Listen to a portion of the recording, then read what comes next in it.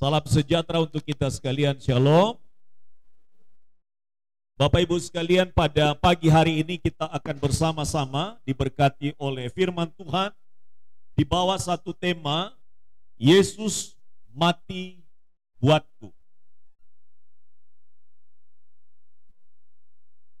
Di bagian akhir saya ingin kita bersama-sama nanti membaca beberapa bagian. Dan saya mengajak kita untuk membaca di dalam Yesaya pasalnya yang ke-53 ayat 3 sampai dengan ayat yang ke-12. Yesaya pasal 53 ayat 3 sampai ayat 12 menjadi puncak dari pemberitaan firman pada pagi hari ini. Demikian firman Tuhan. Ia dihina dan dihindari orang. Seorang yang penuh kesengsaraan dan yang biasa menderita kesakitan. Ia sangat dihina sehingga orang menutup mukanya terhadap dia. Dan bagi kita pun dia tidak masuk hitungan. Tetapi sesungguhnya penyakit kitalah yang ditanggungnya dan kesengsaraan kita yang dipikulnya. Padahal kita mengira dia kena tulah, dipukul dan ditindas Allah. Tetapi dia tertikam oleh karena pemberontakan kita. Dia diremukkan oleh karena kejahatan kita. Ganjaran yang mendatangkan keselamatan bagi kita ditimpakan kepadanya. Dan oleh bilur-bilurnya kita menjadi sembuh. Kita sekalian sesat seperti domba. Masing-masing kita mengambil jalannya sendiri. Tetapi Tuhan telah menimpakan kepadanya kejahatan kita sekalian. Dia dianiaya tetapi dia membiarkan diri ditindas. Dan tidak membuka mulutnya seperti anak domba yang dibawa ke pembantaian. Seperti induk domba yang keluh di depan orang-orang yang menggunting bulunya. Ia tidak membuka mulutnya. Sesudah penahanan dan penghukuman, ia terambil. Dan tentang nasibnya, siapakah yang memikirkannya? Sesungguhnya, ia terputus dari negeri orang-orang hidup. Dan karena pemberontakan umatku, ia kena tulah. Orang menempatkan kuburnya di antara orang-orang fasik. Dan mati, dalam matinya ia ada di antara penjahat-penjahat. Sekalipun ia tidak berbuat kekerasan, dan tipu tidak ada dalam mulutnya. Tetapi Tuhan berkehendak meremukkan dia dengan kesakitan. Apabila ia menyerahkan dirinya sebagai korban penebus salah, ia akan melihat keturunannya, umurnya akan lanjut, dan kehendak Tuhan akan terlaksana olehnya. Sesudah kesusahan jiwanya, ia akan melihat terang dan menjadi puas. Dan hambaku itu sebagai orang yang benar, akan membenarkan banyak orang oleh hikmatnya, dan kejahatan mereka dia pikul. Sebab itu aku akan membagikan kepadanya orang-orang besar sebagai rampasan. Dan ia akan memperoleh orang-orang kuat sebagai jarahan, yaitu sebagai ganti karena ia telah menyerahkan nyawanya ke dalam maut, dan karena ia terhitung di antara pemberontak-pemberontak, sekalipun ia menanggung dosa banyak orang dan berdoa untuk pemberontak-pemberontak. Bapak Ibu, barusan kita membaca kisah yang mengisahkan bahwa sesungguhnya bukan Yesuslah yang harus menikmati atau yang harus mengalami penderitaan ini. Sesungguhnya semua kitalah yang akan ada di sana dan disalibkan. Tetapi anugerahnya lah yang telah membawa kita untuk melihat kasih-Nya yang besar yang dinyatakannya kepada kita. Yesus mati buatku dan Yesus mati buat engkau. Di dalam seluruh kisah saya akan membacakan kepada kita. Ada beberapa hal yang terus-menerus Allah akan bicara kepada kita di sepanjang khotbah ini. dan di sepanjang hari-hari kita merayakan Kristus dalam kematian maupun dalam kebangkitannya. Pertama, Yesus mati buat engkau dan saya yang sering mengorbankan orang lain untuk kepentingan diri sendiri.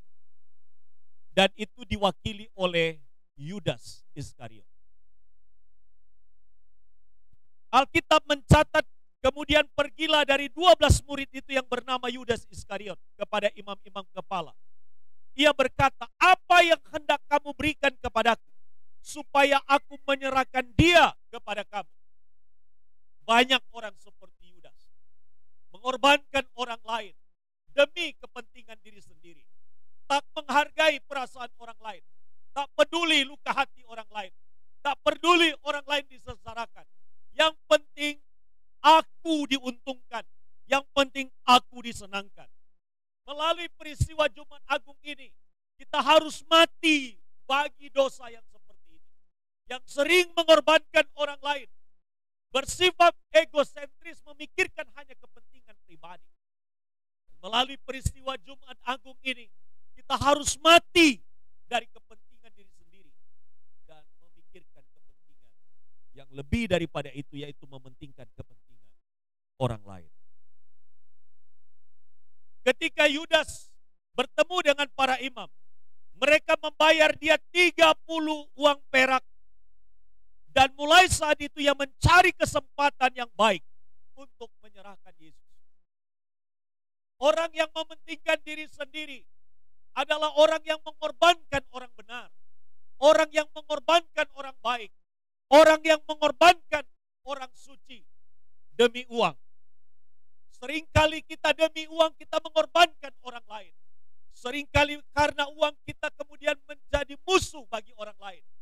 Seringkali karena uang kita terjebak pada akhirnya kepada mamon dan mengutamakan uang lebih daripada Tuhan. Kita menyingkirkan Allah dari hidup kita dan berkata aku cinta Tuhan, tapi kita mengabaikan dia dalam hidup. Melalui Jumat Agung ini kita harus mati untuk kepentingan diri sendiri dan mengutamakan Tuhan dalam hidup kita. Kenapa? Karena Kristus mementingkan kepentingan engkau dan saya. Dia rela meninggalkan tempat yang begitu mulia hanya demi kepentingan kita, bukan demi kepentingan pribadi. Itulah sebabnya Bapak dan Ibu sekalian, kita tidak bisa mengorbankan Tuhan. Kita tidak bisa juga berbuat sesuatu hal yang dirancang hanya untuk keuntungan secara pribadi. Dan peristiwa itu diteruskan oleh Yudas.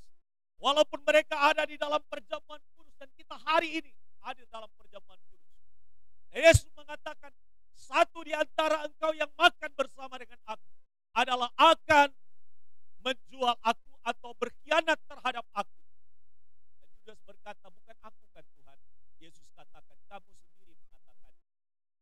Artinya seringkali di dalam pernyataan kata-kata kita berkata kita setia kepada Allah. Seringkali kita berkata kepada Tuhan, saya mencintai engkau. Seringkali kita berkata, Tuhan saya mau mengiring engkau. Tapi fakta dalam hidup kita, seringkali kita ingkar pada perkataan kita. Bisakah kita melalui Jumat Agung ini konsisten sama seperti Kristus konsisten menyatakan kesediaannya untuk mati, berkorban bagi engkau dan saya. Tidak demikian dengan Yudas. Dikatakan selanjutnya, tapi Yesus berkata kepadanya ketika Yudas menciumnya, untuk memberikan bukti kepada para imam, ini orang yang akan menjadi sasaran untuk ditangkap demi kepentingan uang yang sudah diperolehnya. Dan ketika dia mencium Yesus, dikatakan di sana bahwa dia segera maju mendapatkan Yesus dan berkata, salam Rabi. Kata-kata ini bagus, salam guruku. Lalu ia mencium Yesus. Seringkali kita bisa berwajah dua dalam sikap dan perilaku hidup. Itulah yang ditampilkan oleh guru. Di sisi lain dia mengatakan saya menghormati sebagai guru. Tapi di sisi yang lain dia mencium Yesus demi untuk kepentingan uang, demi untuk kepentingan secara pribadi. Tetapi Yesus berkata kepada Yudas, hai teman, luar biasa. Sekalipun dia tahu niat mencium Yesus adalah untuk menyerahkan Yesus berkata kepadanya, "Hai teman, untuk itulah engkau datang." Yesus dalam posisi seperti itu masih menganggap Yudas sebagai seorang. Maka majulah mereka memegang Yesus dan menangkapnya. Dan pada saat itu Yesus berkata kepada orang banyak, "Sangkamu aku ini penyamun, maka kamu datang lengkap dengan pedang dan pentung untuk menangkap aku. Padahal tiap-tiap hari aku duduk mengajar di bait Allah dan kamu tidak menangkap aku." Jadi ini pelajaran yang pertama. Melalui Jumat Agung ini, kita belajar satu hal yang penting di bagian yang pertama.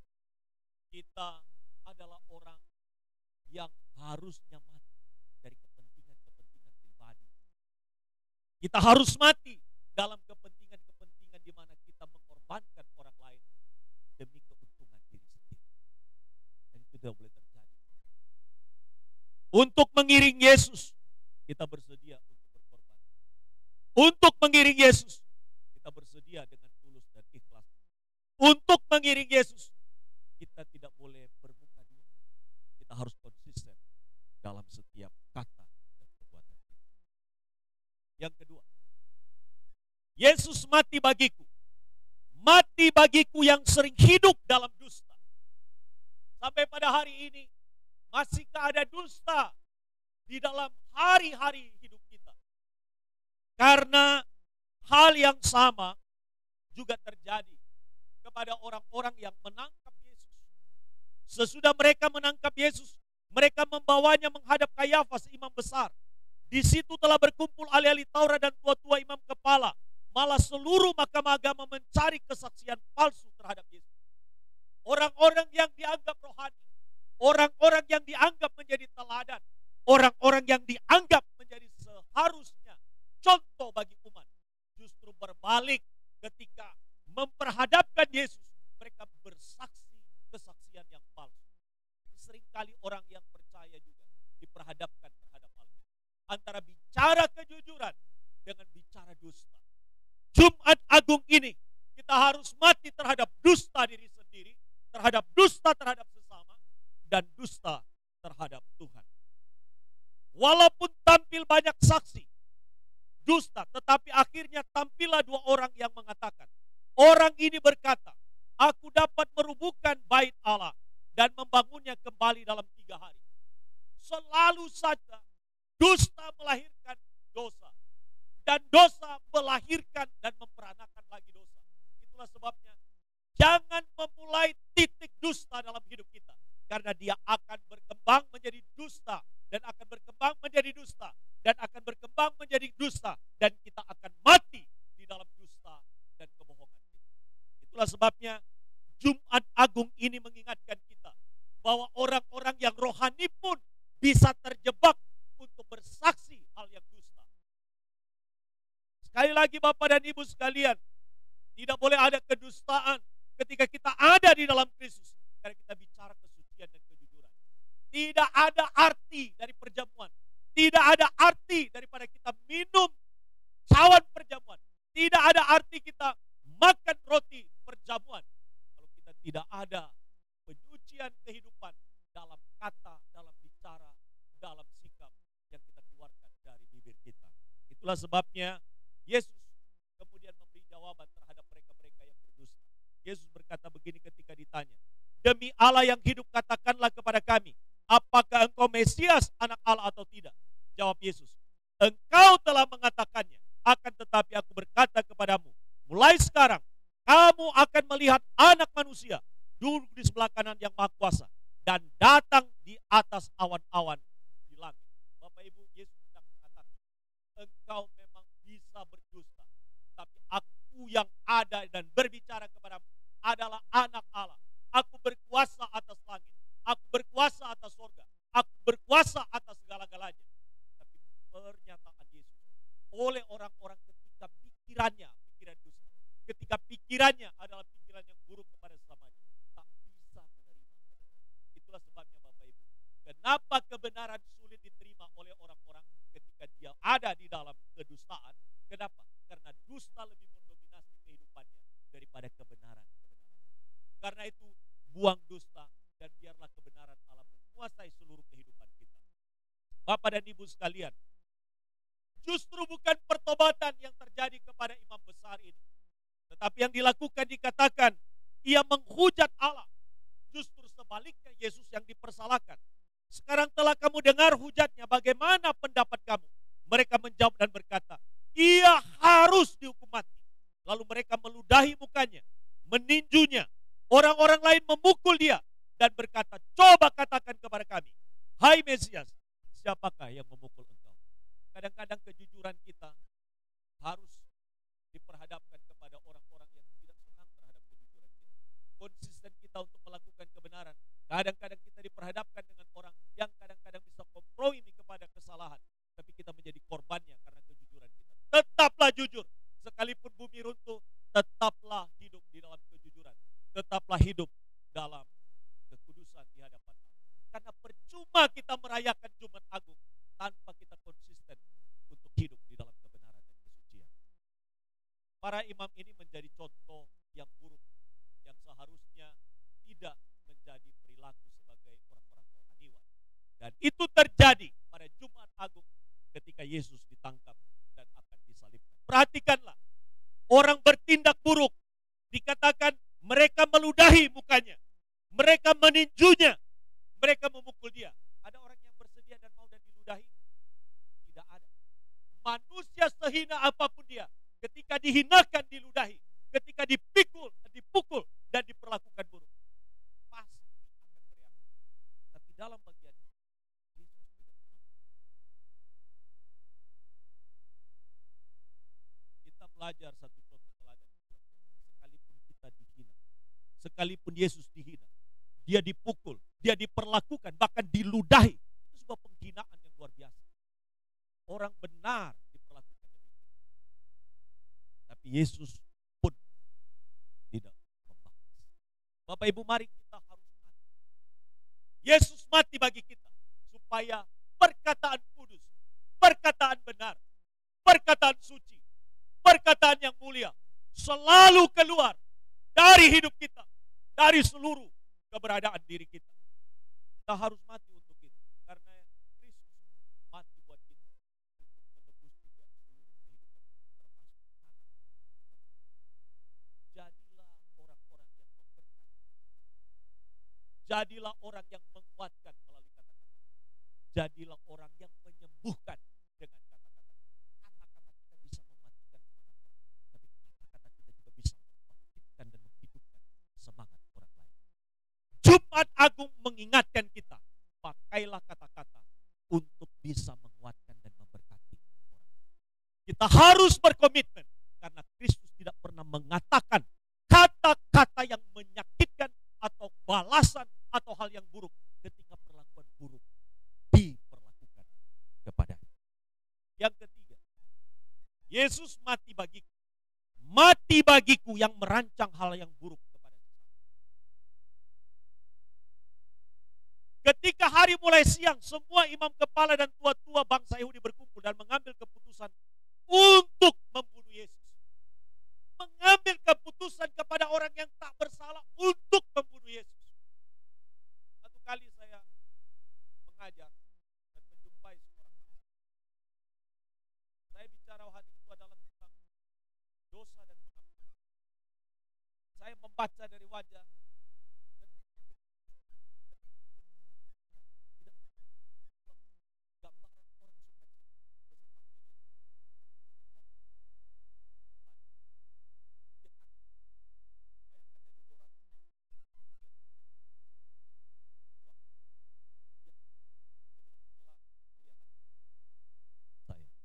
setelah perkuliahan nanti bisa bertemu dengan saya.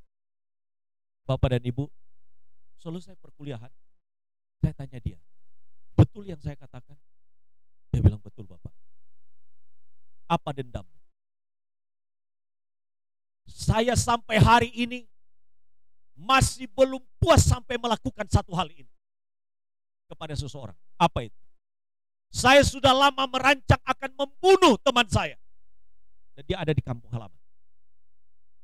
Itulah sebabnya sampai hari ini saya tidak bisa tenang hidupnya sebelum yang satu ini saya lakukan. Lalu bagaimana respon terhadap firman yang kau dengar hari ini dari perkuliahan yang saya sampaikan? Saya mohon didoakan. Saya mendoakan dia. Dan saya katakan kepada dia, apa yang kau dengar hari ini, ada pilihannya padamu. Melepaskan pengampunan atau engkau mati di dalam dendammu karena engkau hendak membalaskan dengan membunuh. Karena ternyata keluarganya juga diperlakukan yang sama. Jadi dibunuh. Itulah sebabnya dendam ini terus ada dalam hatinya. Dia merasa bahwa bisa lega apabila dia bisa membalas dendam. Nyawa ganti nyawa. Dan saya bisa menyadari di posisi seperti itu sulit sekali. Bisa katakan kepada dia, 1 minggu ini ada kesempatanmu. Bahkan hari ini kamu punya kesempatan untuk menelepon orangnya dan menyampaikan bahwa aku dendam dan ingin membunuhmu. Tapi saya bersyukur kepada Tuhan. Hari ini saya dengar firman Tuhan. Saya dengar firman Tuhan dan saya mau mengampuni. Minggu depannya saya bertemu dengan dia. Saya berkata kepada dia, bagaimana? Dia berkata, saya sekarang Pak. Karena saya sudah bisa melepaskan pengampunan kepada dia yang telah mengambil nyawa dari keluarga saya. Bapak Ibu, itu tidak mudah. Kalimat yang saya katakan ini kelihatannya gampang keluar dari bibir saya menceritakannya. Tapi itu tidak mudah. Selama berhari-hari dia bergumul untuk menelepon orang tersebut.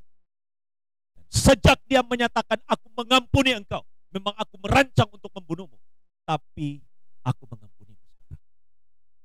Puji Tuhan, dia mengalami kelepasan. Bapak dan Ibu sekalian, dalam hidup kita, ketika kita merancang kejahatan kepada sesama, betapa rancangan kejahatan itu sebenarnya dikuasai dan disetir dan dibuat oleh setan itu menjadi berkuasa atas kita.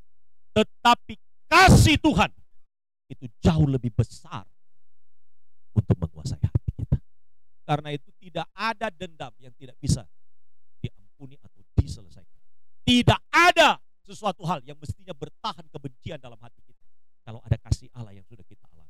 Percuma kita merayakan Jumat Agung kalau kita masih menyimpan kesalahan dan dendam pada sesama kita. Bereskan secara pribadi. Kalau engkau masih ada dendam kepada tetangga, kepada keluarga, kepada orang yang bersama-sama dengan engkau, kepada sesama orang percaya, teman kerja kita, teman kuliah kita yang mungkin pernah menyakiti kita, mungkin pernah menyusahkan kita, mungkin pernah membuat kita menderita. Lepaskan pengampunan karena itu makna daripada Yesus mati bagimu. Jangan bertahan di dalam dendam, sakit, kepahitan yang ada pada dirimu. Karena itu tidak pernah akan memulihkan dan menyembuhkan engkau. Bapak dan Ibu sekalian,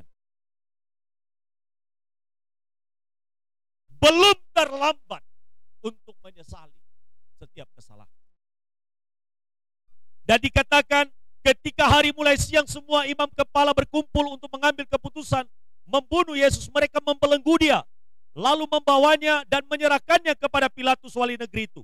Pada waktu Yudas, yang pertama kita bicara tadi, dia mengorbankan Yesus demi kepentingan uang, demi kepentingan pribadinya. Pada waktu Yudas yang menyerahkan dia, melihat bahwa Yesus telah dijatuhi hukuman mati, menyesal lagi. Tapi tidak sampai kepada pertobatan. Dia hanya menyesal. Perhatikan ayat selanjutnya. Lalu ia mengembalikan uang yang 30 perak itu kepada imam-imam kepala dan tua-tua. Dan berkata, aku telah berdosa karena menyerahkan darah orang yang tak bersalah. Tetapi jawab mereka, apa urusan kami dengan itu?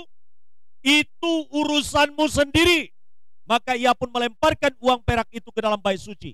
Lalu pergi dari situ dan menggantung diri. Dia mati binasa karena kesalahannya sendiri. Dia menyesal. Penyesalan tidak lanjut kepada pertobatan. Penyesalan seharusnya membawa dia kepada pertobatan. Tapi bukan itu yang dilakukan oleh Yudas. Yudas dikatakan mengembalikan dan membuang uang itu ke dalam bait suci dan berakhir dengan menggantung diri. Itulah sebabnya penyesalan sebenarnya belum terlambat. Tetapi langkah yang diambil oleh Yudas adalah langkah yang bukan menuju kepada pertobatan. Karena itu Bapak Ibu, kita berkata, saya terlalu berdosa, dosa saya terlalu banyak, saya mungkin tidak diterima Tuhan. Tapi saya mau katakan satu hal yang penting, Jumat Agung ini mengingatkan kita, tidak ada orang yang terlalu besar dosanya yang tidak bisa diampuni oleh Tuhan. Mungkin orang lain tidak tahu apa yang kita perbuat, tapi Tuhan katakan, tidak ada dosa yang terlalu besar untuk tidak diampuni. Yang berkata di atas kayu salib, ampunilah mereka sebab mereka tidak tahu apa yang mereka perbuat. Bapak dan Ibu sekalian, Jumat Agung mengingatkan kita bahwa dia mati bagiku yang merancang hal-hal yang buruk masih bisa kembali kepada jalan yang benar. Sayang sekali Yudas tidak mengambil langkah tersebut. Yang keempat, mati bagiku yang menghina dan merendahkan orang lain. Yesus dihina habis-habisan. Dikatakan para serdadu membawa Yesus ke gedung pengadilan, lalu memanggil seluruh pasukan berkumpul sekeliling Yesus. Mereka menanggalkan pakaiannya, mengenakan jubah ungu kepadanya. Mereka menganyam sebuah mahkota duri dan menaruhnya di atas kepalanya, lalu memberikan dia sebatang bulu di tangan kanannya. Kemudian mereka berlutut di hadapannya dan mengolok-olok dia. Katanya, "Salam, hai Raja orang Yahudi." Mereka meludahinya dan mengambil bulu dan memukulkannya ke kepalanya. Sesudah mengolok-olok, dia menanggalkan jubah itu dan padanya dan mengenakan pula pakaian kepadanya. Kemudian mereka membawa dia keluar untuk disalibkan. Bapak dan Ibu sekalian, penghinaan yang luar biasa itu dilakukan kepada Yesus. Bahkan dia disalibkan di antara dua penyamun. Dan setiap orang yang lewat di atas salibnya menghujat Yesus dan sambil menggelengkan kepala. Mereka berkata, "Hai engkau yang mau merubuhkan bait suci dan membangunnya kembali dalam 3 hari, selamatkanlah dirimu jika engkau anak Allah dan turunlah dari salib itu." Keempat, Bapak Ibu, kita harus mati. Mati terhadap apa? Mati terhadap kebiasaan menghina dan merendahkan orang lain.